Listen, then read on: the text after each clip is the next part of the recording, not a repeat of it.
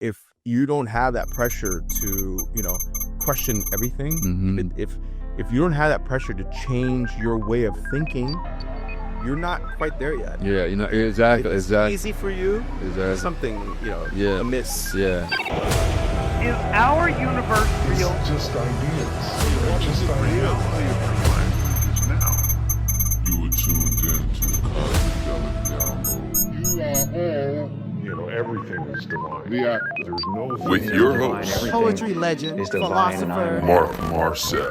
Ready to get going? Let's do it. All right. We are plugged in. Yes, sir. To the Cosmidelic Download. And I've been looking forward to this for a while. And I say this because I usually have guests that are very, that's the thing. I was going to say that we are aligned. We're aligned in so many ways. It's just, we're trying to get to the same place. We're all trying to get this. All trying to get to the same place. But I know this is going to be interesting because there are slight, I won't say disagreements. Variances. Yeah. It's just different ways of like seeing things to where we're going. Yeah. But my guest today is Shanto, and he is world renowned, I would say, in my opinion, from what I've seen, the way I think and how good he is, DJ. Thank you. Yeah. And you have put a smile on my face. You put a smile on my face, just seeing the smile on your face. You have very energetic energy, man. Yeah. That's what I exude to be. Yeah. But you're doing it, man, for real. I mean, the first time I was in your presence, I was just like, oh man, this dude, it's an aura. Awesome. Yeah, man. Yeah. So I'm glad you made it up here. Yeah, for real. Thank you, dude. So tell the audience, tell people, I know a little bit, but tell people like where you're from and how you got here to LA. Like, kind of like what got you here? Well, what got me here? Well, first of all, I come from a very interesting background. I'm an Armenian, and my family, my great-grandparents went through the genocide, and that genocide led them to be ousted out of what used to be Western Armenia, which is now Eastern Turkey. And my grandmother and her mom were forced to walk through the Syrian desert by the Ottoman Empire while everyone around them perished. The men were killed on the spot, whether they were hung or just shot or whatever. Your grandmother watching all this? My great-grandmother. Great-grandmother. And this is in 1915. And she ended up with her mom through the desert, being marched through without water or any kind of shelter or anything. And she was forced to make a decision when a colonel from the Syrian ruling family, who was actually an heir to one of the thrones, from the Al-Azam family. They have museums now. Right. It's no longer a ruling family. Obviously, Syria is an absolute mess. Right. And she was forced to marry him and give up her Christianity to live. She watched her mom not die, but left her behind. Right. And she was forced to marry him and had 3 children. And when she had the strength and the courage, she decided to escape that life and move to Cyprus. And on the other end was my father's side, which escaped the genocide and went to Syria and lived in a small town where I think a lot of Armenians were living. And that was my father's side of the family. They were told before the genocide happened, like, get out of this country, get out of this part of the world, or else you're going to be genocided. So my father was born in Syria. My mom, in the end, was born in Cyprus, in Nicosia, which is kind of right in the same area, Mediterranean. And then my father's family moved to Lebanon, and my parents met in Lebanon. Okay. My mother's sister was married to one of my father's best friends, and so they got to know each other. They met each other, and they fell in love, and they created a family in well, they created, they got married in Lebanon, Right. and then they created a family. And my mom was like, well, I don't know if I want to have my kids in Lebanon. And my mom was already a nurse in London. Right. So when my mom became 18, which is very untraditional of an Armenian, especially back in the 60s, Right. she left home because she didn't like her home life. And she was kind of this feminist thing. And she said, well, I'm going to go to London. I'm going to find myself my own path. And, she was like, oh, the big city, London, all the opportunities London gave her. And Right. she became a nurse. And, she obviously she had her citizenship and everything. And she was like, I'm not going to have my kids in Lebanon because there was strife, and Lebanon's a civil war type of thing. It's not necessarily a religious thing. Yeah. It was a civil war, the rich versus the poor. Yeah. And, everybody else get caught in the middle of it. And it was pretty brutal. Yeah. And so they had me, and then we came back to Lebanon, and I was a little child. And then the first war came in 1976, and we got caught in the middle of it. So my parents were like, let's get the fuck out of here. So we got on a barge in the middle of the night, Right. a barge full of like 300-400 people. In 1976. Yeah. Okay. In a tent. Right. And Do you remember anything? remember. Wow. Okay, go ahead. I remember this because we were in this tent, Mm-hmm. and I remember there was a hole in the tent. Wow. And I put my finger in that hole, Wow. and I saw the Mediterranean in its darkest. And I was like, wow, what the? But, when you're 4 years old, you're not really thinking about the dangers as much. Right. It's, your mind is still, it hasn't been manipulated, right? So you're still this young person who thinks you can survive anything. Yeah. You have the shelter of your parents. Yeah. So You think your parents will protect you from Exactly. anything, Exactly. and that they can. Yes. No, they got limitations too. Exactly. Yeah.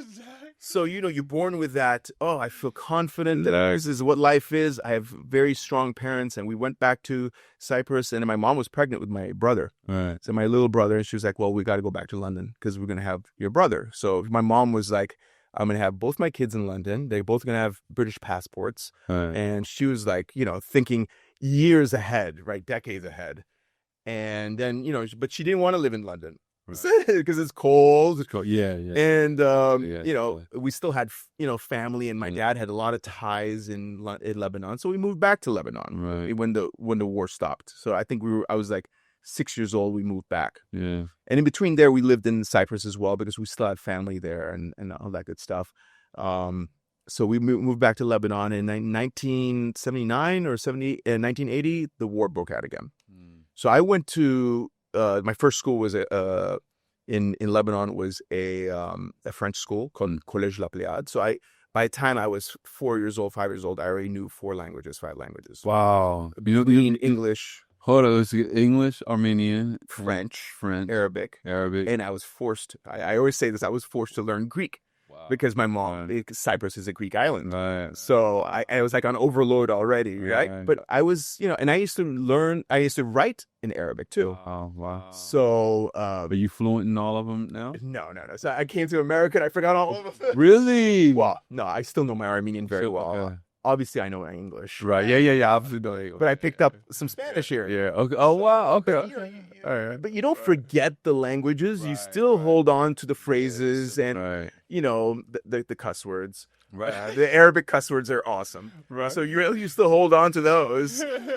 And the French, it's kind I of... learned some Arabic cuss words. I really did. Yeah, right? They're very beautiful. They're like as if you're like giving someone a compliment. So you come to America, obviously I was 9 years old, 8 years old, and you kind of just forget because you're not practicing anymore. Right. But the Armenian, I was going to school, I went to Armenian school here in the Valley, in San Fernando Valley. And so, I always kept up with what was important to me. And what was, as an Armenian, it was important for me to know, obviously, and my parents, it was important for us, for our culture, and and our culture is very Christian based. Right. And that's what the whole genocide's about. That's actually what I was going to get into. Yeah. So Armenians, they're mostly Christian based. 99%. Really? Okay. All right. Very rare. I've never met an Armenian that's not Christian. Really? Okay. And we were the first nation or culture or people to embrace Christianity in 300 AD. Right. So for us, it's it's deep in our roots. It's Right. deep in our DNA. So, you're born an Armenian, you're basically born a Christian, so you kind of go with those things. So when I was growing up, in Cyprus, when I went to school in Cyprus, we had Armenian school, but there was like 3 kids in each class. It was very small. And, the church is basically part of the school. So, I was very involved. And I had a Bible, and it was very colorful, and I used to read through it, and I was like, and I used to sing, and my mom would go, "Stop singing, hymns and chants in the bathroom while you're in the bathroom." Like I would just sit there on the toilet and read the book. But it was such a colorful book. Right. It was, I can barely read the book, but I was just like the colors and just the stories. I was very enamored by it. Right. So you got to imagine how I was raised, right? And my parents are very like non-secular.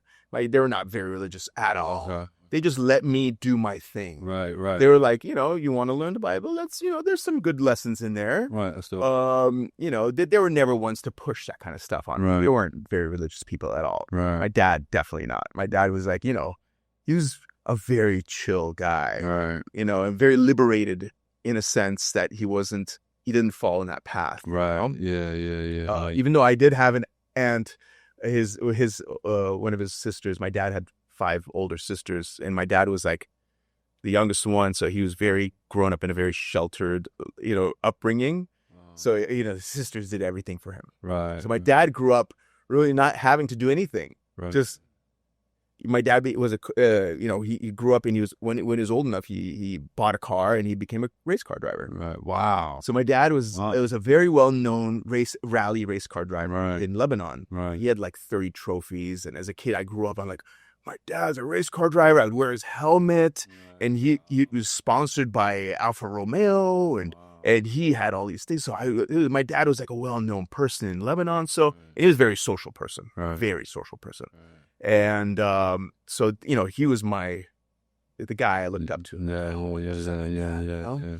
But then you realize you want to be like your dad, but you shouldn't want to be like it. You want to take the good things your dad gave you, Right. but you want to be your own person, Yeah, obviously, you want to be your own because person, people expect, oh well, he's that guy's son, so we expect him to be like that guy, which is something a lot of families or a lot of people do that, and it's wrong. Yeah. That expectation.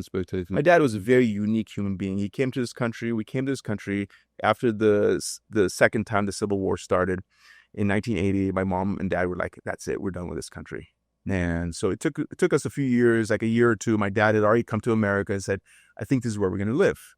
This is our safe haven in a sense, right?" So, and back then it was the American dream. Everybody wanted to come to America. So a whole slew of Armenians, and I'm sure Lebanese, came to America in the early 80s. And that was like one of those migratory kind of things, right? Just get out of that country, safety, come to a country where there isn't that going on. And there's an opportunity for people to make money and feel secure and, create something for themselves where there was no, you can't practice this religion and you can't do this and be that. America's a lot more liberated than, obviously people think or are given that idea. Yeah. I think it's trying to change with that. Yeah. So, that's why I always like to say it's a perspective. Yeah. We're all born in a different world, and what creates that perspective for us is what our past created. Exactly. We're all a product of our experiences. Exactly. So we came to this country with nothing. Right. Like my dad borrowed $5,000 from one of his good friends who had money, luckily, and said, we got a 2-bedroom apartment or 3-bedroom apartment, whatever it was, on Reseda and Hatteras. You remember this? Oh, yeah. Oh, wow. Okay.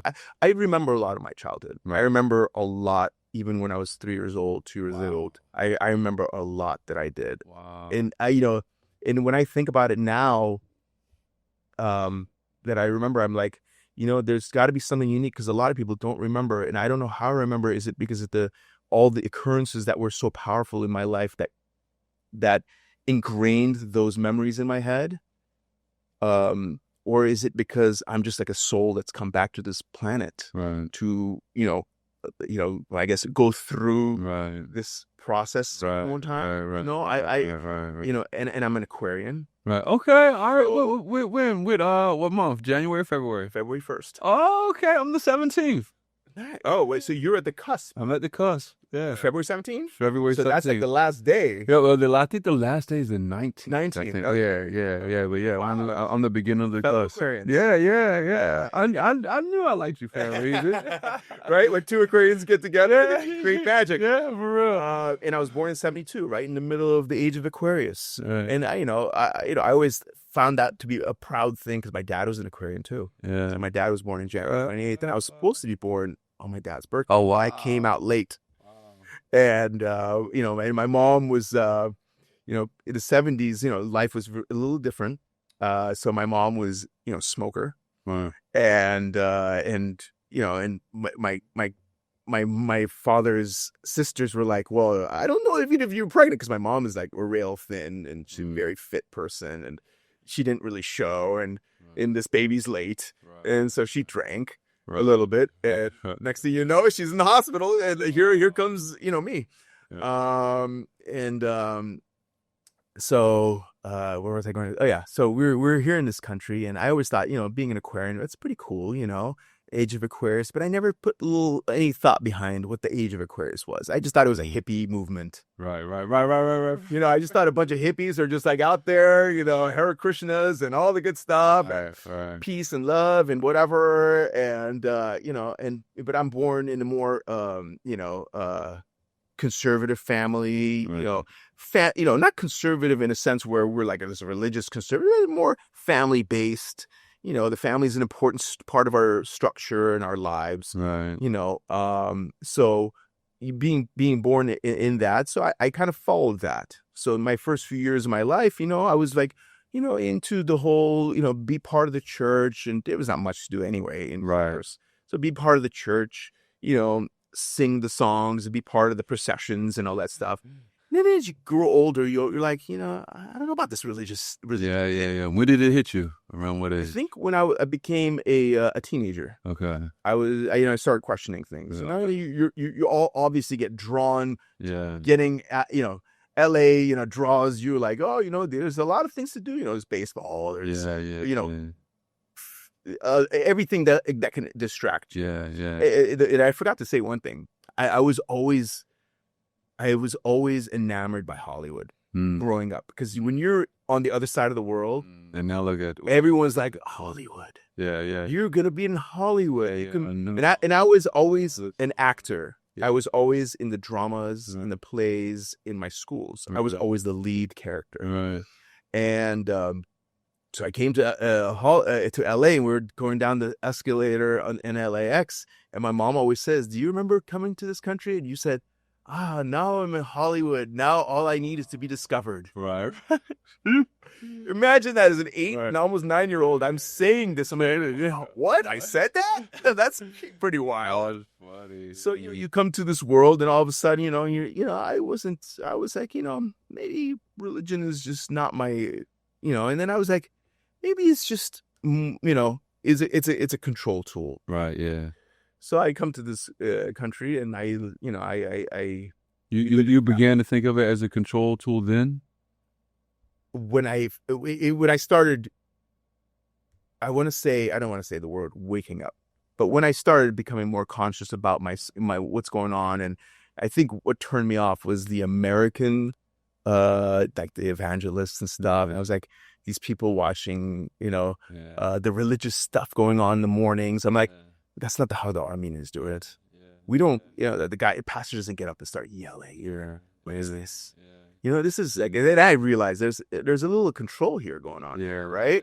Yeah. People having to give their money to, you want to donate because obviously it's like this passive aggressiveness.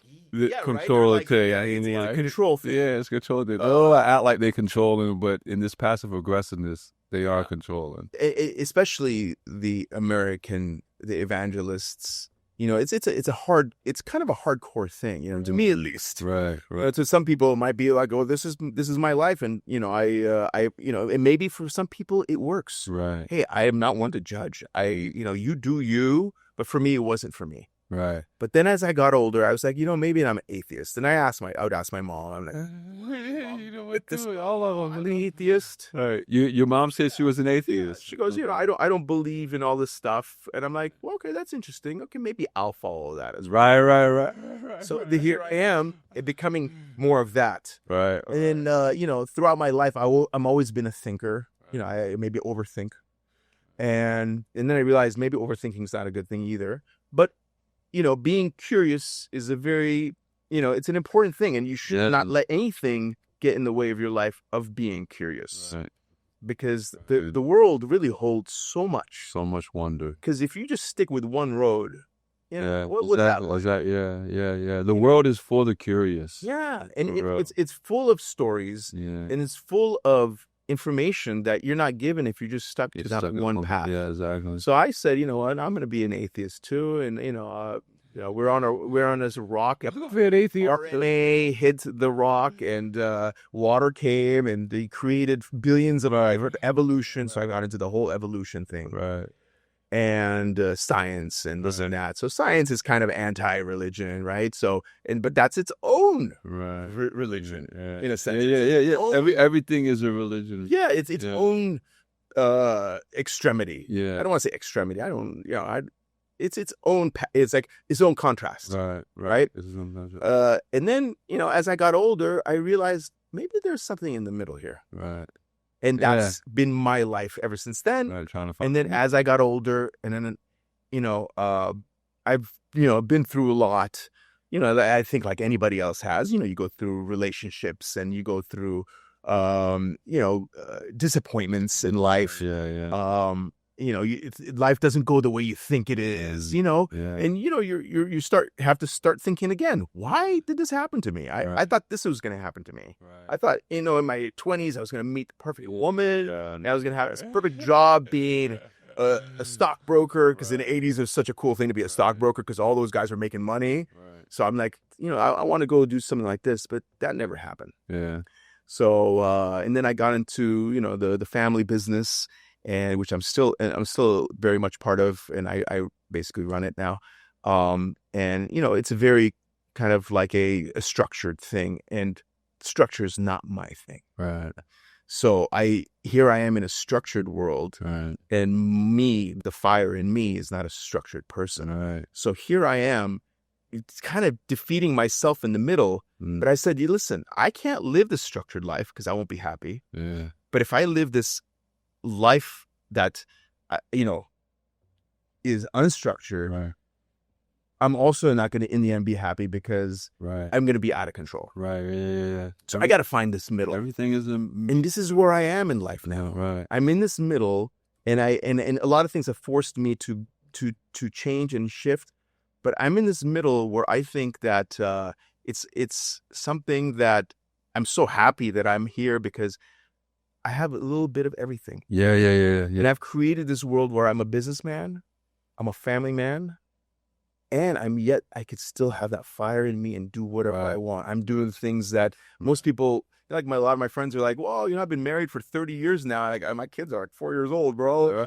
People with my same age, I had kids, my first daughter when I was 48. Right. So, I and my friends are like, well, my kid's graduating, and of course it all happened for a reason. Right. Because let's say I had kids when I was 20, 30 years old. It might not have been as good as my life I might not have been satisfied with myself. Yeah, so I might have had that midlife crisis where, you become in your 40s and 50s, and now you're like replacing what you missed out on with stupid things like material.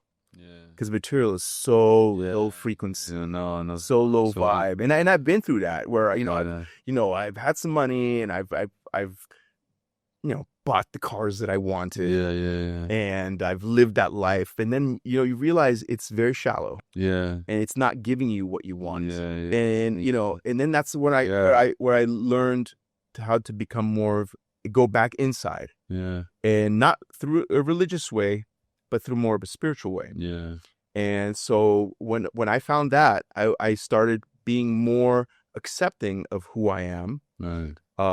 And loving myself. I mean, I've always loved myself because I've always felt like, hey, I'm Shanto. I'm this guy that makes people, like people like to be around me. I have this energy about me. And my mom always said, you walk in a room and just the room lights up. Right. I feel your energy. Unlike, like my brother, who's an amazing human being, but, he's more, just calm. He doesn't have that, Right. So, he might walk in a room, you might not notice him, but, after a while you'll notice him because he's an incredible human being.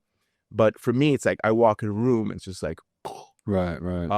and I think a lot of people don't like that too. Right. And I've realized that over the Yeah, years too. So yeah. like, hey, you got to calm down, bro. Don't like that about you. Yeah, don't like that about a lot of people About don't other, like. about They- yeah, you know, yeah, a lot of people- it's yeah, You learn yeah, over the that's- years that yeah, you can't be too much energy because some people are like, yeah, hey, yeah. You're gonna get hey, the- bro, you're taking too much steam from us, like. yeah. They think they're all that, all that. So everything comes And it is, and my energy doesn't come from ego. right. It comes from it's a place of just love being and of being. what you are. Yeah, I know. Yeah, This is the fire. yeah. Everyone's got a flame, right?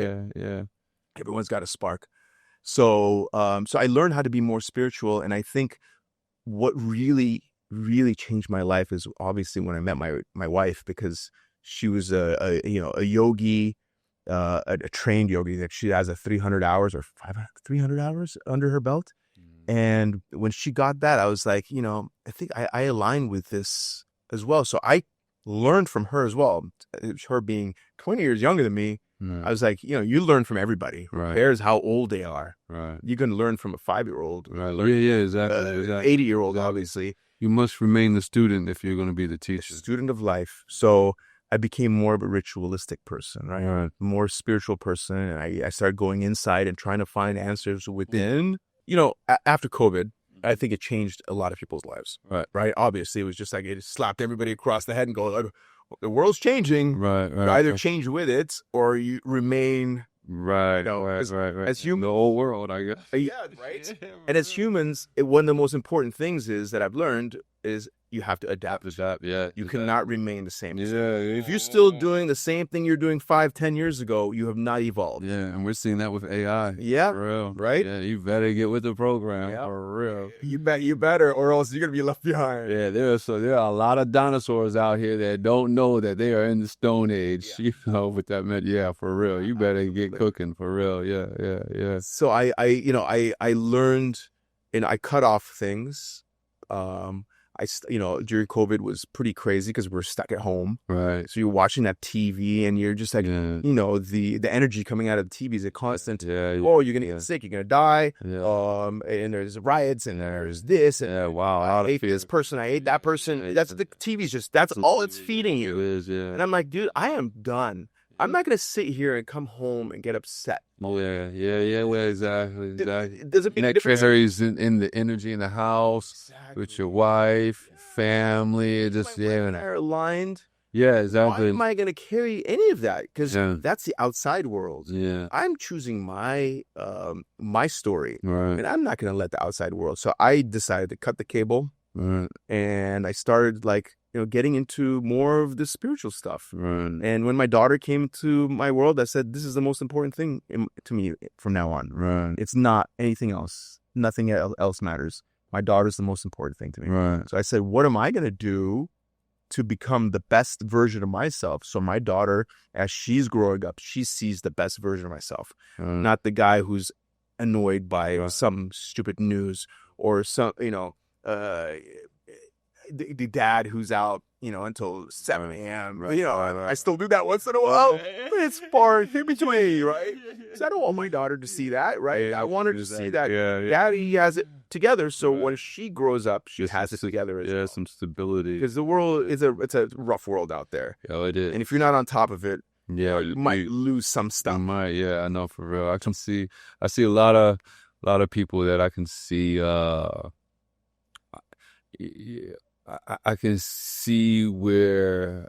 I mean, everything is different, but anyway, I see there are people that I know that I can tell that if their structured family life growing up was a little bit more sharper, Yeah. that they wouldn't have the mind frame that they have now. I can just see the trauma Yeah. just or the influences that are like, oh, that's the upbringing. Yeah.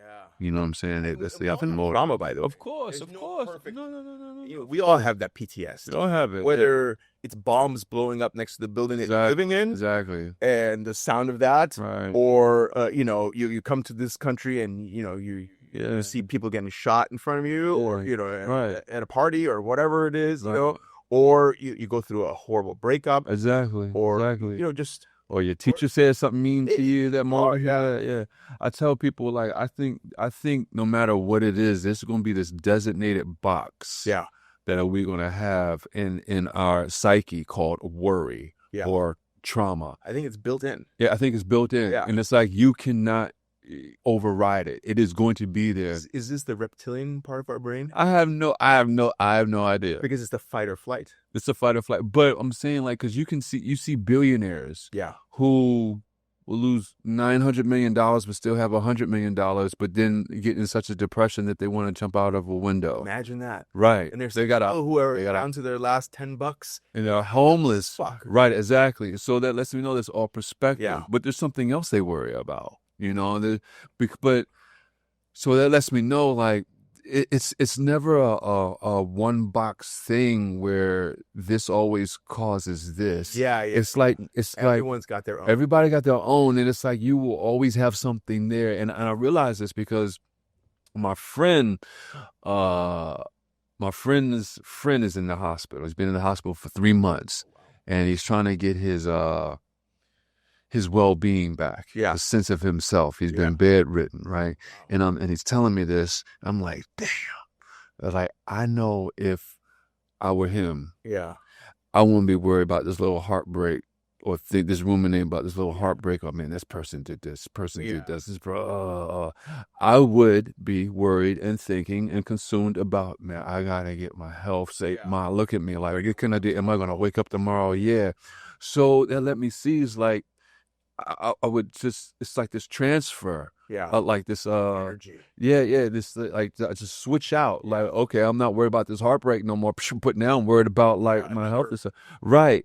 So I'm like, no matter how good you have it or how bad you have it, it's always gonna be like this little pocket. And I don't care how entombed or aware or awakened. I want to get on that too. You don't like the word awake. I don't like, because there's certain words I'm like, you are. It's always going to be there. And I'm like, is that? I'm wondering if I guess it's purposeful. You know what I'm saying? In this grand scheme of things. But it's like, I just noticed that no matter where you are across the board, there's always somebody complaining about something or worried about something while someone else was on the last dime and like, man, what's that dude complaining about? He got all that shit in the world. But he can't help it because there's always this pocket in your head. Yeah, it's sensual. It's like you're born with it. You're born with it. Yeah. I think this is the way, that we're designed to keep us in control. Maybe so, yeah. I mean, it's it's something when you get into the whole esoteric how we got here and how we were created, the Bible, the Genesis, and says, oh yeah, and one day man woke up, whatever, the whole Genesis thing. But was it planted in us to control us? Right. Because I honestly don't think there was I think God is a bigger thing than the Bible says. Yeah. I don't think it's like I think the God in the Bible, it may be a foreign entity, but it's not a God. I agree. They're not the source that created the universe. I agree. It's the people the aliens or whatever they are that created us. Right. But in order to create us, they can't have us be as strong as them, right? Right. So you have to give us something to keep us constantly worried, so we don't. Yeah. So this will be interesting because because I mean, no, I totally like I actually I totally agree about the God in the Bible. In fact, I have a poem talking about it's like called My Own Religion, and in it I go into it. I'm about to start my own religion and yada, yada, yada. But how it ends is like I'm meeting God, but I'm meeting the God that the God of the Bible that people say. It was like I'm basically telling the God of the Bible, like, I believed in something so much different than you. And I was like, and I'll tell him, it's like, Because if this is their God, I'll stand before him and look him in his eyes and say, I'm sorry. I just spent my lifetime believing you were so much more. Yeah. It's like the God in the Bible is so little to the understanding of, I don't even call God God. I call it it. Yeah. Because calling it God defines it. Yeah. And I'm like, this thing is undefinable. Yeah. It is undefined. Yeah. I don't think we will ever even get to that point, will we? Who knows? Maybe Who knows? we leave this realm. Who knows? We go back our spirit self. Back to source. Yeah. But they say we're a drop in the water that returns to the ocean. Who knows? Yeah, that's what it. Yeah, but who knows? But yeah, go ahead. Maybe another ocean. Or maybe another ocean. Right.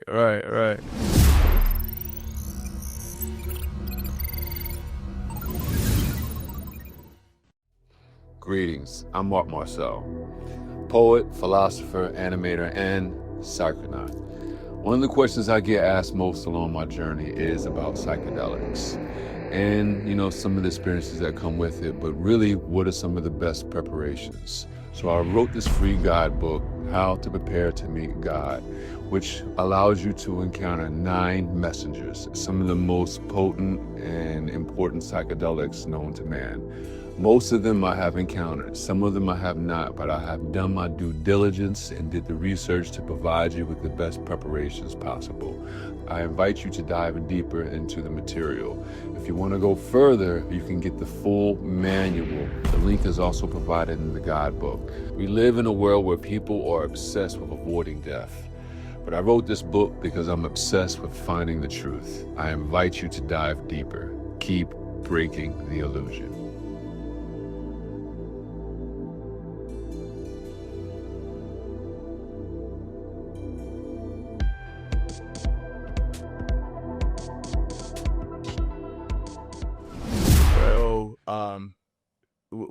I think I was talking about being more ritualistic and more spiritual, and everything forces you to do this, that. So after I had my daughter, I was like, so what do I do? Do I just carry on my life like this, chasing the DJ life? Chasing. Obviously, you have to make money in this world. Otherwise, unfortunately, you're just going to fold. Right. Right. So, what's the most important thing to me? Right. So I said, I'll stop, being that person. And I realized that I didn't need a lot of things. And one of them was drinking. Right. Not that I don't drink, because I love a good wine. Right. I'm a hardcore wine lover, but I've come to a point where I can't even drink a wine because I just feel sick after I do it. Not sick like I want to throw up. Right. I just feel like it's disappointed. It's in yourself. The flavors are amazing. Okay.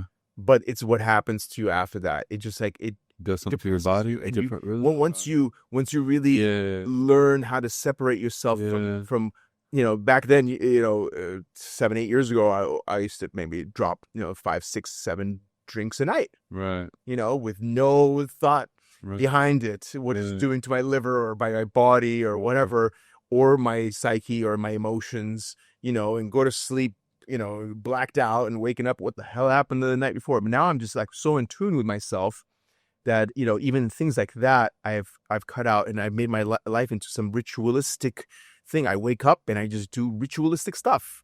I have 2 teas a day. I have a green tea in the middle of the day, and I have a clove decaf in the evening, and it's all there because I know it's kind of part of my ritual. And whether it's doing amazing things to me or not, I know, but all the little things that I'm doing is making me feel much better physically and spiritually and mentally than what I was doing before I started this ritual. Right. So now I'm living my life as like a ritualistic person. And then I'm like, well, am I becoming more like a Christ figure? So who is Jesus Christ? I mean, one of the most talked about people in the world, right? Was he a real person? Right. Was he just a made up thing to control? Like, Jesus died for your sins. It's one of the things that one of those things I hate. Jesus died for your sins. I think that's one of the biggest control things there.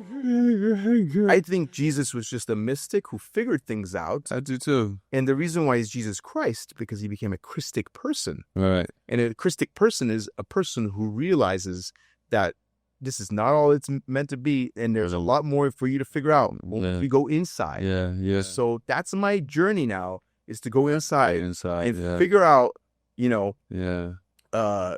Figure out. I don't know if that you can ever figure out, Right. but at least come to peace, come to terms with who you are. Right. And so it forced me to stop drinking. So I stopped drinking. Yeah, I would still go out to a restaurant and have a nice red with steak. But it's no more at the house, even my wife, we both decided it's not a good thing. Right. Yeah. But I sometimes go out. I don't drink at all. My friends are, you're not drinking anymore. Right. Like, I'm only doing drugs, bro. Yeah. Because the drugs that government tells you that are Schedule A and Schedule 1, those are actually probably the good things you should be doing. I know, man. I know. This thing is a depressant that's destroying your body. I know. And then there's other things that are opening your mind. And maybe that's what they don't want you to do, is open your mind. They don't want you to take MDMA so you can have this openness, your heart opens, and you can have conversations and energy, or do mushrooms, or smoke some weed. Right. Dude, you're bringing up trauma. You have no idea. Now, I was dating this chick, man, that got upset at me for smoking marijuana. I was like, yo, dude, you drink like all the time. What are you talking about? She was like, yeah, but it's legal. I was like, That's the problem. Where are you? Yeah. Have you heard of prohibition? Yeah. One, do you know weed is mostly legal now in every state, but still that's irrelevant. And the chick is in science. I don't want to the chick is a chemist, yo. Yeah. So these little things. So you should know what alcohol does to you and what weed does. So it's but I know where that's coming from. It's coming from an emotional thing of wanting to just prove their point. So they use anything to prove their point. But anyway. Yeah, she's stuck in that matrix. Yeah, she's stuck in that matrix. Yeah. Cosmo is so weird. Yeah. Oh my God, I can't even hang out with drug people anymore. All my friends are more of like I am. You find your tribe, in a sense where your friends are kind of in the same level as you are. And whenever I do see my friends, and I see them drinking or and their bellies are growing, and I'm like, dude, what are you doing? You're 10 years younger than me, and your belly's sticking out. Dude, I know, right? I've never necessarily had. I'm not saying I'm in shape at all. I have reasons for not to be. You in shape, man, for real. I when you gave me that hug, I was like, oh man, I need to get back on the weights. The funny thing is, I haven't worked out in like 10 months. Really? I have a triple discectomy in my neck. I have this plate that goes between my C6 and C3, right? Because it was all crushed from an accident 20 years before. And I finally got surgery right a month before my daughter was born. I said, I better get the surgery now because my daughter's going to be born and I have to handle her. And it was getting to a point where every night, like 5 o'clock, I'd have all this ice on me. And I was an absolute mess. Right. And the surgery, has made me into I have never recovered from the surgery. Right. Because my doctor said, after surgery, you can't pick up anything. You can't really go to the gym anymore. Right. I'm like, what? My whole life I've been going to the gym. Right. You're going to take this away from me? But I had no choice. But so when I do start feeling better and the pains go away, it's all nerve damage pain. Yeah. I start doing push-ups and I start, lifting weights. And then the ego kicks in. Ego goes, dude, Shanto, what are you doing? You're doing push-ups? Yeah. Come on, you got to get on that bench, bench a couple 100 pounds. And I'm like, oh my God, it feels great. But then it sets me back another 7-8 months, and I go back for an epidural. Yeah, wow. So I'm in this cycle where I've been through 7 epidurals since that surgery in 2020, and it's gonna be exactly 5 years from now. I've been through 7 epidurals, and this last bout last year, I was like, oh man, I feel so good. I'm gonna buy a bench for my backyard. I'm gonna start working out, and my wife's like, you got to start getting back in shape. And I'm like, babe, I can only do so much. But then I look at my friends who are like my age, and they're like, dude, what do you do to yourself? Dude. Just because you're married doesn't mean you're buried. Yeah. And then what are you gonna do when you're 70, 80, 90 years old, if you get to that point, Yeah.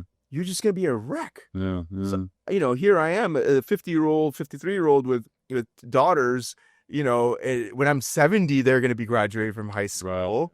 I don't want to be decrepit. Right. So I had to shift my life.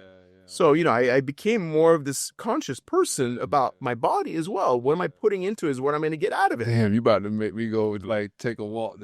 For real, you got no idea. So what do I do now? I wake up at 6:30 in the morning, and what is the first thing I do? I put on my shoes and I go for a 2-mile hike in my area. It's like nice hilly, just like this. I really get my juices going, and it starts my day so well. I drink my caffeine in the morning, and I do my intermittent fasting. I stop eating at 8, 9 o'clock, and I don't eat until noon, 1 o'clock, sometimes 2 o'clock. And that's what I do intermittent fasting. Yeah, it's been 4 years since I've been doing that, and it feels so good. Yeah. Because I was a big eater too. Right. I was always, my friends are like, oh, here's Shanto. He's gonna polish off 2 double or 4x4s. That's a joke that my friends had with me. I'd smoke weed, and I just like, if I could just polish off. But now I'm like, I don't even eat half of that. And I'm very conscious about everything that I'm putting in my body. So alcohol has been one of those things that, like I'll have a glass of wine here and there with a good steak, but it's not part of my life anymore. So I need to think about the future. I need to think about 10, 20, 30 years from now. Once you hit that 50, and that's when it happened. On my 50th birthday, I had it at members. And I had all my friends. I invited all my friends. I invited my friends from elementary school, all my friends that hang out with me now. I took over the whole, that room that you saw. We saw that one time I was DJing there. That used to be part of the thing, the club used to walk in. And I had taken over the whole room. And, I didn't drink that night. Yeah. I told my wife, I'm going to go out. I'm not going to drink tonight. Yeah. And she said, you really? I said, I'm just going to do drugs. Do drugs. Because I said, I'm going to turn over a leaf. And I'm going to make this into something that I do all the time. Right. And that's when I started, it was like 3 years ago. Yeah. Right. 3.5 years ago. And if I go out and drink, it's going to be very someone has to offer it, and it has to be something special. If they haven't bought it yet, I'm not going to take it. If they've bought it already, I'm like, okay, I'm not going to say no. Obviously, you bought it. I'll sip on it for the rest of the night. But I don't get fucked up on it. Yeah. It doesn't even feel good anymore. Yeah. No, I feel you. Once you've ridden that out of your system. Yeah. I can see. Yeah, I don't even like the taste of alcohol. It's like and you realize. Yeah, you're tasting. Yeah, it don't even taste good. But wine, don't get me wrong, but good wine. No. You know what's funny? Yeah. That the older you get. When I was younger. Yeah. That wouldn't be my device to get that, I guess, alcoholic buzz. Yeah. Or whatever. But now, not that it is a device to get that alcoholic buzz, but now I appreciate the taste of wine. I'm like, okay, cool. This is nice. So you also develop the taste. Right. As you get older, you're like, oh, well, there's French wine, there's Italian wine, and then there's, Right. It's like, it's not like vodka. Right. It all tastes like vodka. And it's basically, it tastes like rubbing alcohol. Yeah, it's just like rubbing out. Yeah. What am I doing? Just take this. Exactly. Myself. Yeah, exactly. Yeah, it's crazy. So speaking of drugs. Yeah. Okay. But not before that. I want to it's from when you said, awake. I don't even like that word. It's like, dude, I still feel that. There's certain words I like, awake, enlightenment. Yeah. I'm like, what is enlightenment? Enlightenment is just information. Yeah. And it's like, we come up with these pseudo-science terms. And I remember when the whole woke and awake shit happened. I was like, what the fuck is woke? What you mean you woke? What you mean you awake? Like people tell me they're awake. When you tell me you awake, I'm like, oh, you still asleep.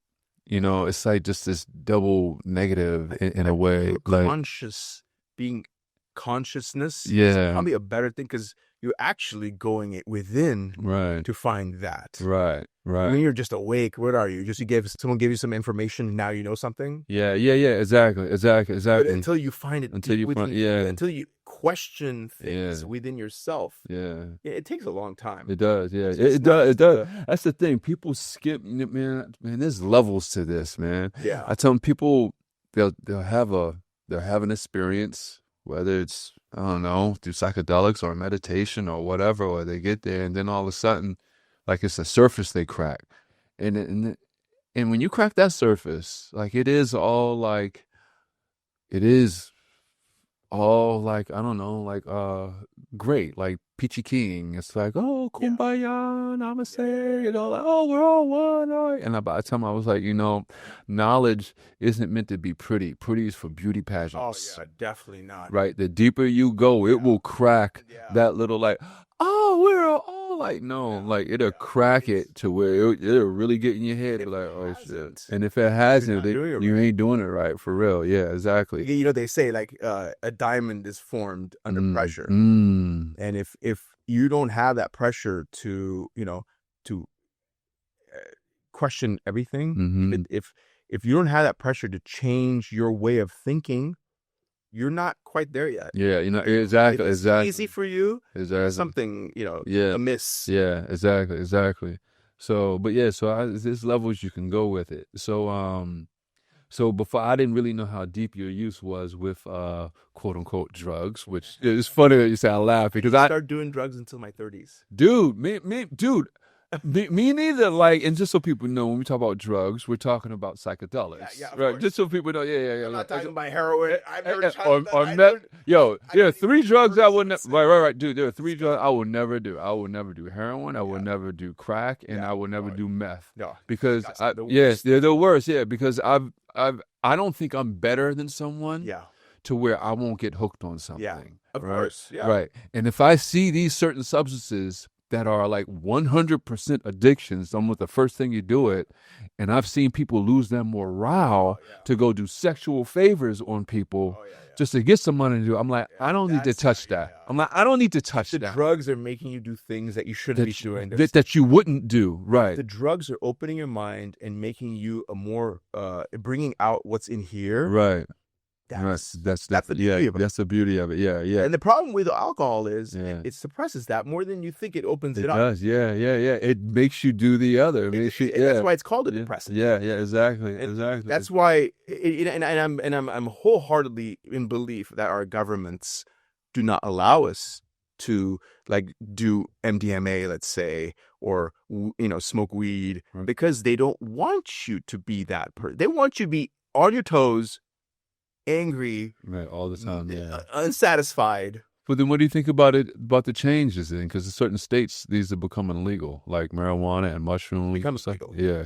I think it's great, but I always take those with a grain of salt, because the government's somehow going to get their freaking hands into it. They are. They're going to get that. They're going to regulate.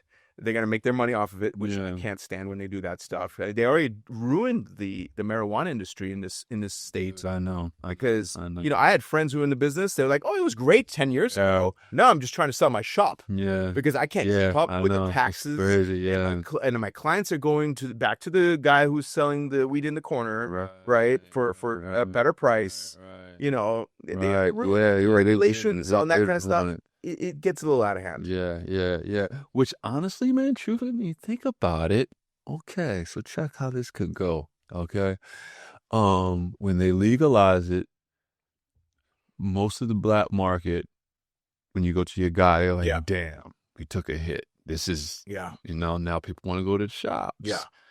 So now that they're fucking up the shops, which a lot of these people who own shops, man, we're in government, police, it's wild. The people that were arresting the crime are now making money off of it. Yeah. So the ironic thing is, if it continues going this way, who knows what happens with the future? But if the regulations on it are like putting all these shops out of business, to where it almost takes it back to what you said, to the man, to your deal, your guy. But now it did all that full circle for it to finally be legal. Yeah. In a sense. So it's like, if you know what I'm saying, it's almost like it's like a double switch. It's like the double switch. So it's like you came back, you went back. Right. And but now it's legal. Yeah. It's like it's nothing wrong, but now we can't get arrested for it now for selling you this. So I mean, maybe it's a good thing eventually that it gets back there. You know what I'm saying? I don't know. I always say the pendulum swings. It does swing, yeah. It's physics. If there was one piece of science that I wholeheartedly believe in, it's not biology. Right. It's not chemistry. I think those are all perverted. Right. Is physics. Right. I think that pendulum swinging, it implies, and not implies, it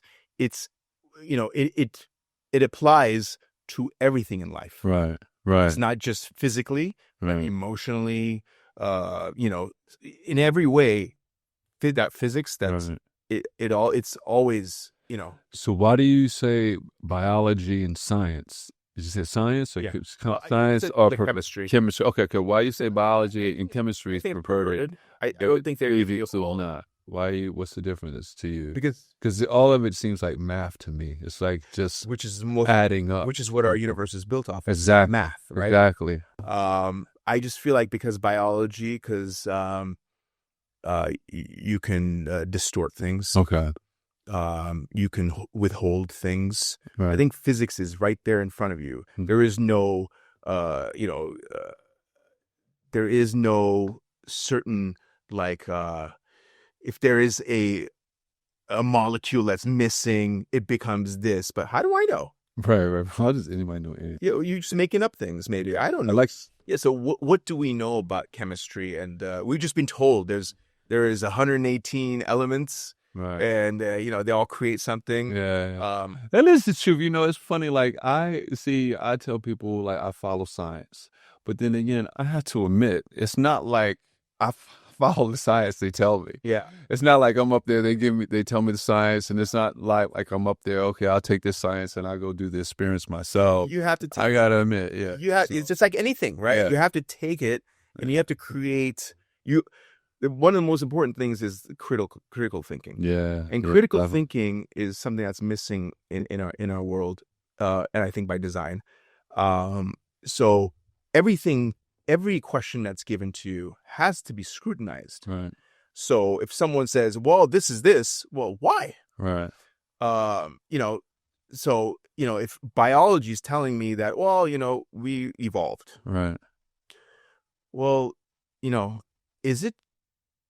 Is your theory of evolution, is it another control factor, just like religion? Right. Because it can be perverted in Right. that sense, Right. right? So I mean, I question that, especially after but realizing that maybe this Bible, because the religious people go, "Oh, God created us 7 days," Obviously, we're questioning that, right? That might be a flawed theory. Right. And then there's the evolutionists saying, "Oh, well, we came from the apes, and the apes, we became humans." Right. Over a certain amount of time. Is how much of that is true? Right. Because now that when you realize that the sun is emitting information onto this planet and changing things, it kind of takes away from the whole evolution thing in a sense where, oh, we're just naturally, this is how it is. I think the sun has codes in it. That's my belief, from what I've gathered, that the sun is emitting from psychedelic experience, or just by listening analyze to other listening. people's perspectives. And the sun, it emits plasma and it emits UV rays, and they tell you don't go out in the sun too much and this and that. But I think what's happening is the sun is a coding thing. It's a coding machine, not a machine, but an entity. And over the years, the sun determines what happens on this planet. But the way this planet was built, we have a moon. It protects us, which is maybe an artificial entity as well. I don't think the moon was there just because, God created the world and he gave us a moon. You don't think the moon is a cracked off piece of Earth, supposedly what they say, and just started forming the way that it is? I don't think so, because I know there is a theory where Earth collided with another planet, and all this stuff. Yeah. No, I think we're under a microscope here on this planet. Right. And I think the moon was sent to protect this Earth from a outside influences, entities like meteors, asteroids, the sun itself. Because isn't it something like a magnet? Like if something is coming, like the moon, it's very magnetic, right? The moon diverts it or something, or it brings it to the moon. The tide is all based on the moon. I know the waves. The woman's menstrual cycle, based on the moon. If you 28 days. That's another controlling That is, factor right there. that is interesting. If you take 28-day That is months and make it interesting. 13 months out of the year, a woman will have her period on the same day every month. Yeah. Instead of this whole, I'm late, like it keeps you on your toes. So now as a woman, you're worried, you have another worry. Yeah. So it's another control factor. Yeah. So why is our calendar 12 months and not 13 months? Yeah. These are things to think about. Yeah. So, I mean, I'm not saying I have an answer to everything. No, I know. But Yeah. I'm questioning, why is it designed this way? Supposedly, I think I read something, that at one point it was 13 months. But then I read something else where it was also 10 months. And you can look at the name of the calendars, like December represents 10, and November 9, and October The numbers are there. 8. Right, Dec, December, right, Deca, November, Novembre, right, Nov, right, October, Octo. right, exactly. Like, how did we end up the 10th month being the 12th month? Because they did add August and July in, because July and August are for Augustus or something, and July is for Julius Caesar. Yeah. There's something that That's happened. the Roman calendar. Yeah, there's that. But with that said, that's how it supposedly got from 10 to 12. But I also did hear that at one point, even before then, it was operated on like a 12 calendar cycle. I could be spreading things that are untrue, not sure, but many cultures, right. They have their own. They used to go by the moon, so you're right. Like every culture did go by the moon. Yeah. They counted the moon. Before science came over. Yeah. How did our people survive? Yeah. They went with the moon and the sun. Yeah. That's why, there was a lot of cultures were, they looked up to the sun as their god. Right.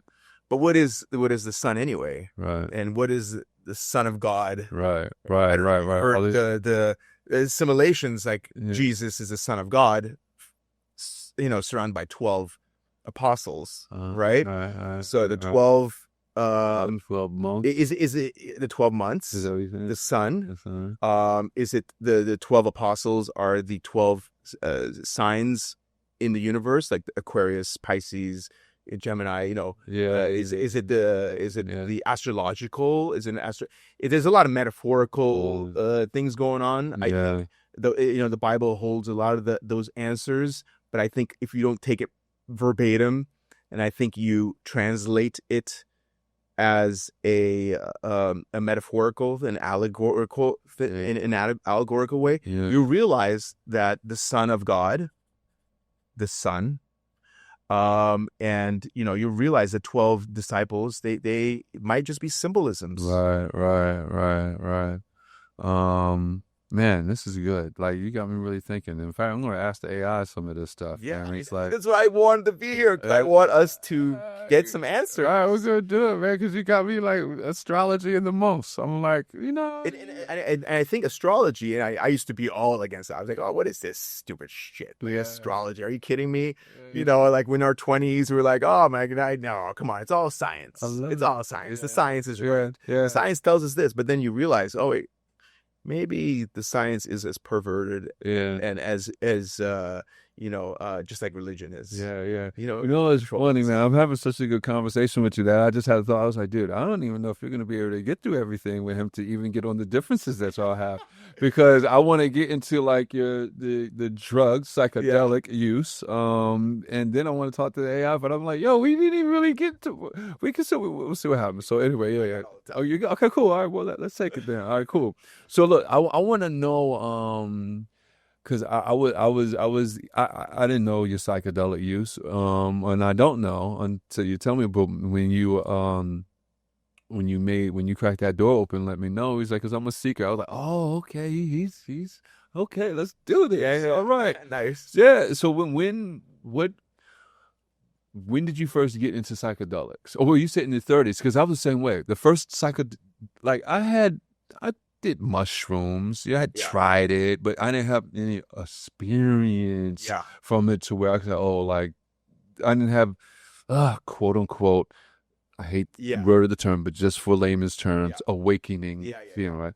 DMT was the first psychedelics that, like, I went That's a big boy. Yeah. I didn't like work my way up from mushrooms to LSD to this and then DMT. No, I went straight to DMT. Yeah. Wow. Yeah. That's that's one hell of an experience. Yeah.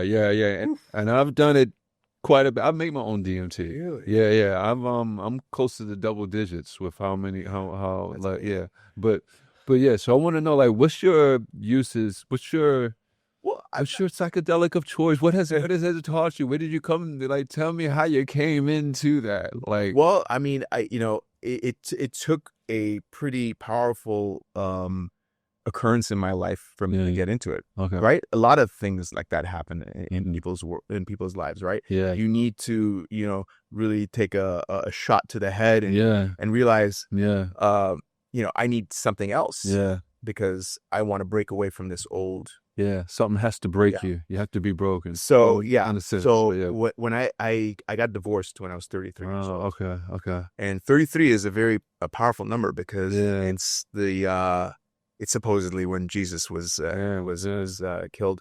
But we also have 33 vertebrae in our spine. Yeah. And isn't that the master number? And that's the master number. Yeah, and it's also the highest degree of Freemasonry. Yeah, exactly. So I think it's all correlated. Yeah. That's why I don't fall for that religious dogma. Yeah. And the science dogma. Yeah. I feel like there's so much that they hide from us. Yeah. Right. So you got to put those numbers together, and maybe I haven't figured it out.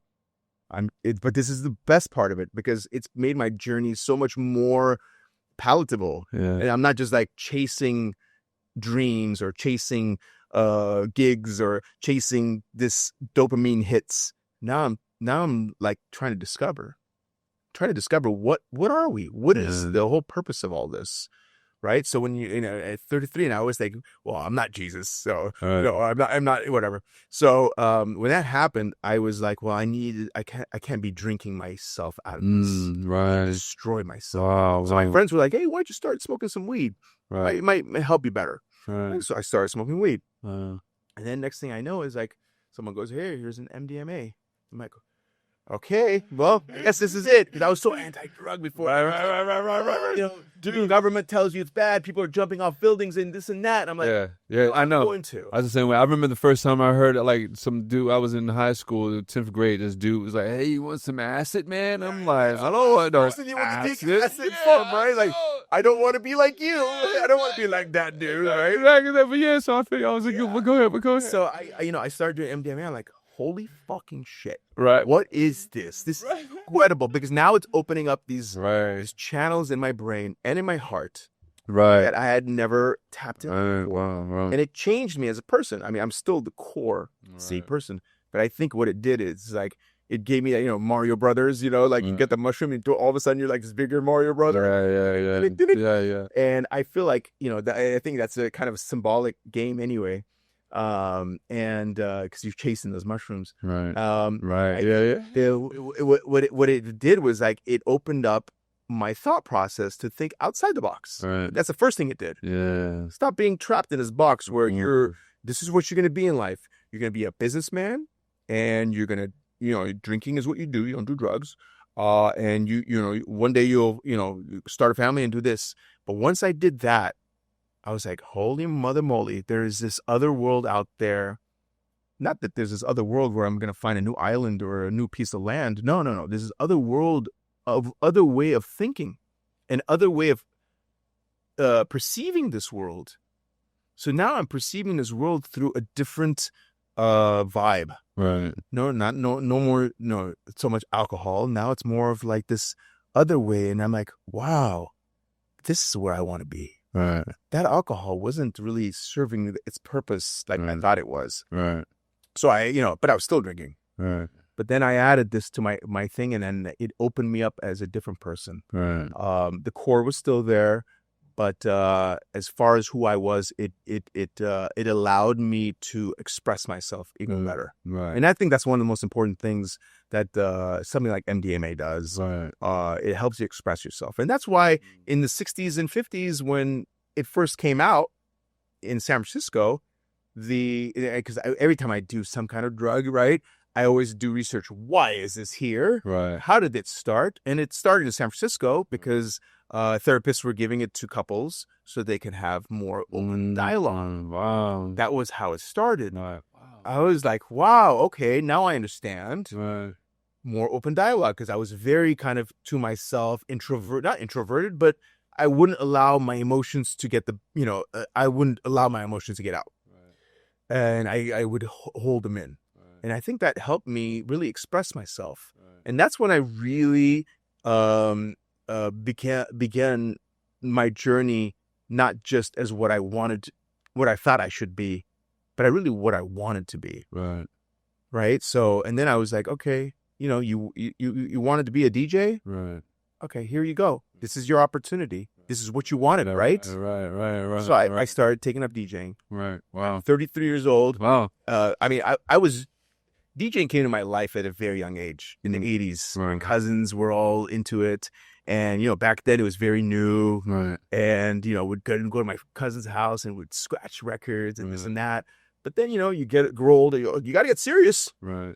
Can't get in, you can't let that get in the way of your serious life that you want to build, especially in an Armenian community. Right. People see you in a different light, right? Right. It's not very liberal. It's very conservative. And so I'm like, but this is not for me. So when that came into my life, I was like, you know what? I'm going to change my course of my life. Yeah. I'm going to go outside the box. I'm done being in this box. Yeah. And that's when my parents were like, oh my God, he's losing it. Yeah. And I'm like, I'm not losing it. I'm actually finding myself.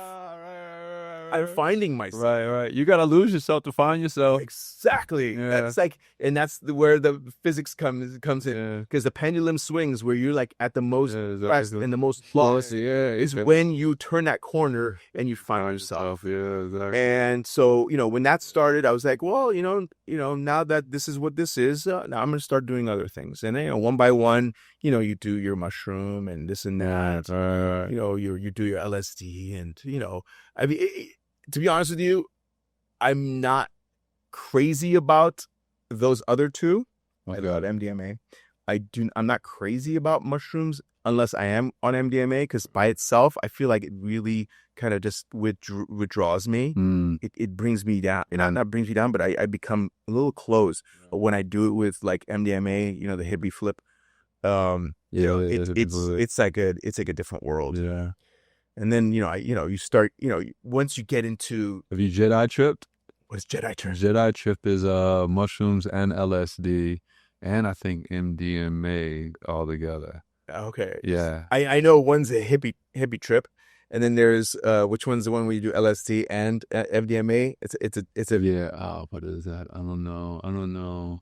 Candy flip. Okay. Yeah. Yeah. So you got the hippie flip, you got the candy flip, and then I guess the Jedi trip. I gotta try that. Yeah. That's something else. Man. Like, I bet. I'm sure I've done it actually at the Burning Man. I don't. Yeah.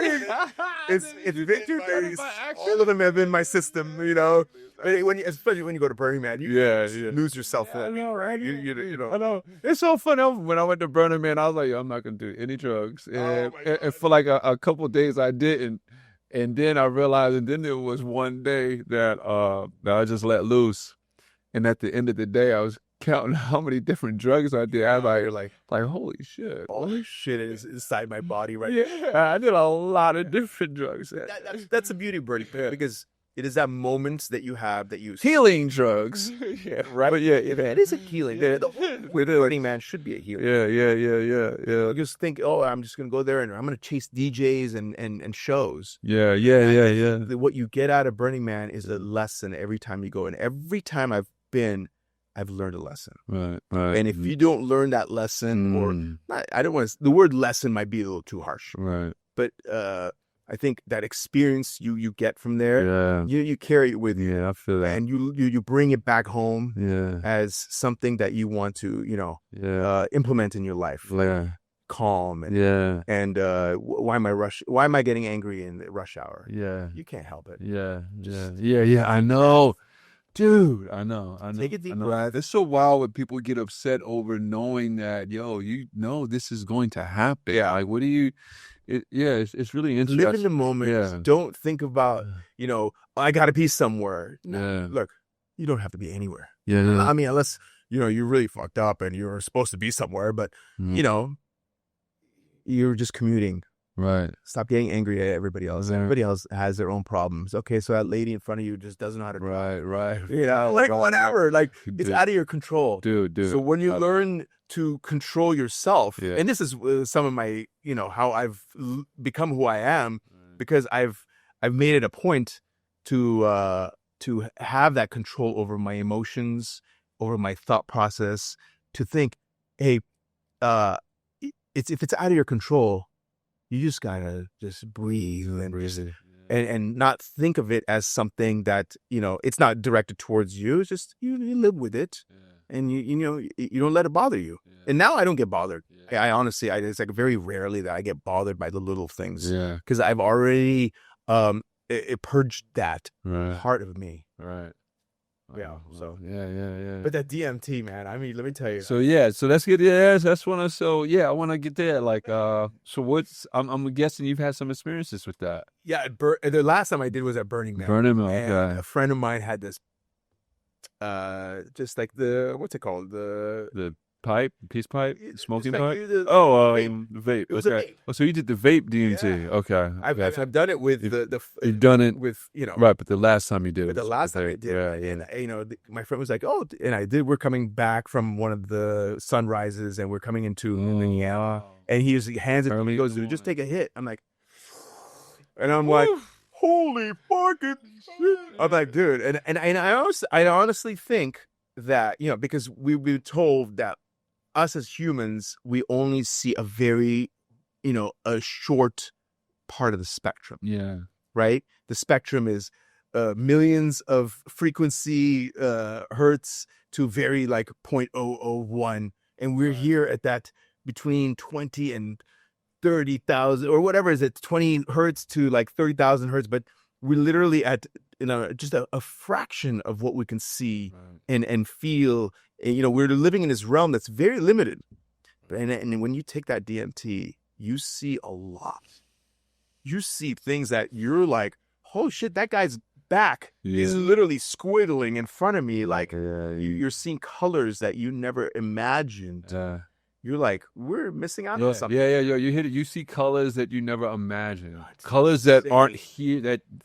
So imagine how don't even know what to call it. Discover. Right. And it's not even a color it's not like a different shade of blue. Yeah. No, it's a whole different color. Yes.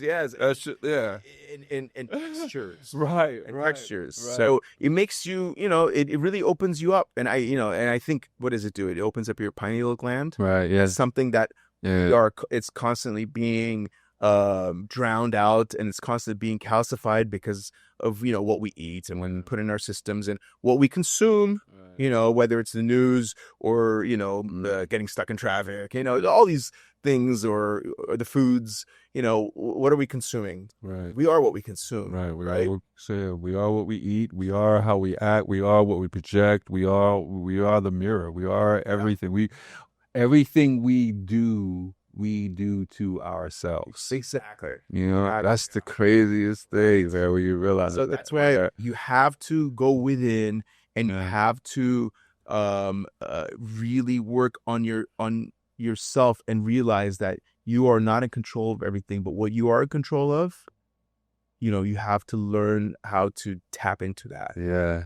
You can't just let the outside extremities get to you. Yeah. That's just if you're seeing that, not everybody is. Yeah. Some people are happy in their the NPC world. Yeah, whatever. Yeah. I get it. I mean, truthfully, man, I tell people, this is the trip, though. As you know. So it's like when I see people, Alan Watts was basically saying, I also say this, is basically saying people who get so lost in the game, so like to where they forget who they are, like they're killing it. They're actually playing their game right. They say because the game is to get lost, to lose all sense of what you are, because you really can't eternally lose sense of yourself. So we're here to play this whatever wonderful Yeah. thing that This universe. game this universe, lose all sense of yourself, right? And like that's and he said people who are doing that, you're actually like you're killing it. You're just how you're playing It's the existing. structures. Right. If you're breaking down those structures that are built around you, Right. Right. you see a different world. You see a different world. And I have this problem with my mom and I work together. I've been in the family business for forever. And when my father passed away, it was just my mom and I. And my mom and I, we always butt heads. She's a Leo, so she's always been my mirror. That's what at least the astrology says. She's always my answer, like the hardcore truth. Yeah. But what's happened is over the years, here I am discovering the outside of those layers that I've been shelled in. And so her and I, she doesn't see it that way. She's old school and she believes in science and she believes in, what was given to her. And even if I talk to her, even though now I think sometimes I do get in there somewhere, she refuses to believe anything that, she's like, oh, you're in this conspiratorial world, come back to Earth. Right. Like, no, I don't want to come back to Earth. I like where I'm going. Right. It's my journey, obviously. Yeah. If you want to remain the way you are, and I have said some bad things to her, I'm like, you want to be ignorant? I don't need to say that to her. She's, how dare you speak to your mom like that? I'm like, I don't. I love you. I just wish you would just accept that this is not necessarily how it is. Right. But you know what? This is the thing. People, ignorant is such a hard word. Harsh word. But when you understand what ignorant is, then it's not. It just means unaware of energy. Right. The word brings. Right. Because I used to think ignorant meant stupid. Yeah, exactly. Growing up, I was like, you're ignorant. I was like, oh, that means stupid. Yeah, but when I understood what ignorant was, I was like, I just don't understand. Yeah. And it doesn't mean you don't understand because you're dumb. Exactly. You just haven't. Been made aware of it. You haven't allowed yourself to say, "Hey, right. I'm going to go outside this box." Which there's a lot of things. First of all of us are ignorant to something. Oh, absolutely. Because there's no way we can know everything. Yeah. So that's the thing. Like, but that ignorant word has so much. So powerful. Yeah, it really is. Wow. Because I said that to someone like last month. I said it just like, oh no, well, you're just ignorant to it. And she was like, how can you say that to me? I was like, what? Like, you're saying I'm like, she said something like, I'm not dumb. I'm like, no, I know you're not dumb. Yeah. You're just ignorant to this. Say, well, how can you say? I was like, and I had to explain to her what I was just saying. I was like, look, we are all ignorant to something. Ignorant is not a bad word. Yeah. It's actually a neutral word. It's just describing exactly what something is. Yeah. You are unaware of this particular thing that we're talking about. Other, right. way of right. being. Yeah. But no, that's a hard word to accept. I feel bad, right? I've told her, I'm like, in the end, I love my mom. Of course. Yes. Yeah. We work together. Yeah. Different people. We're very different people. Yeah. She's old school, and I'm this new guy, age. I don't know. I hate the word too. New age. New age people. I'm like, no. I think I just have taken a different direction. I'm not a new age. Right. Yo, all these pseudoscience words, it's funny. Yeah, I can't stand it. It's like, yo, this is just recycled information. There's nothing new age. It's like all y'all doing is just twisting something that has been already there and it's been twisted. It continues to be twisted. It's been twisted. It's going to be it's been twisted. It's just going to continue to keep on twisting. And that's actually the problem I have with the New Age movement. I feel like they're mimicking other religions. Yeah. This is just a new form of Christianity. And I was telling someone, I was like, really, like, I can see the New Age movement. I can see, like, in 500 years from now, Martin Luther King is going to be their Jesus, right? And it's funny, someone was telling me, well, no, Martin Luther King was Christian, so he can't be. I was like, yo, well, you know what? Jesus was a Jew. So what are you trying to say? They still formed a religion from him. Yeah. So it's just this whole, right. like, yeah, for real.